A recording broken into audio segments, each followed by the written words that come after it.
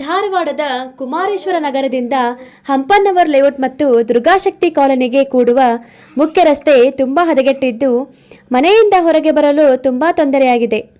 ಮಕ್ಕಳು ಸಹಿತ ಶಾಲೆಗೆ ಹೋಗಲು ಹಾಗೂ ಹಿರಿಯ ನಾಗರಿಕರಿಗೆ ಆಸ್ಪತ್ರೆ ಹೋಗಲು ಆಂಬ್ಯುಲೆನ್ಸ್ ಬರುವುದು ಕೂಡ ಅಸಾಧ್ಯವಾಗಿದೆ.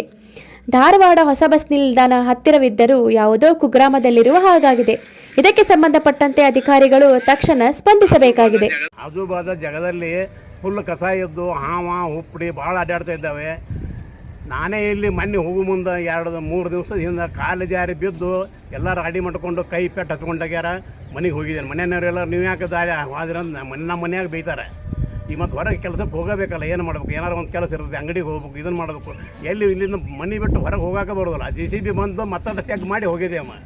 ಅದು ಇದು ಸೈಡ್ ಇದ್ದದ್ದು ಮಣ್ಣಾಗಡ ಇದ್ರಾಗ ಹುಲ್ಲಕ್ಕೆ ದಾಡ್ತಿದ್ದ ಹುಲ್ಲ ಕೆತ್ತಿ ನಡು ರೋಡ್ನಾಗ ಹೋಗ್ಯದಿ.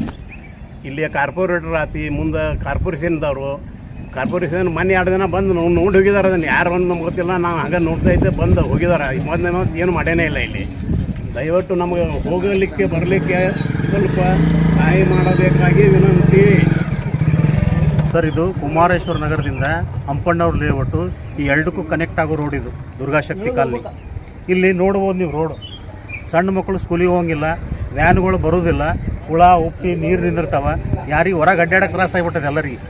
ದಯವಿಟ್ಟು ಇದಕ್ಕೆ ಯಾರು ಸಂಬಂಧಪಟ್ಟ ಅಧಿಕಾರಿ ನಡೆದಾಡಿ ಹೋಗೋಕೆ ಅನುಕೂಲ ಮಾಡಿಕೊಡ್ಬೇಕಂತೇಳಿ ಕೇಳ್ಕೊಳ್ತೀವಿ.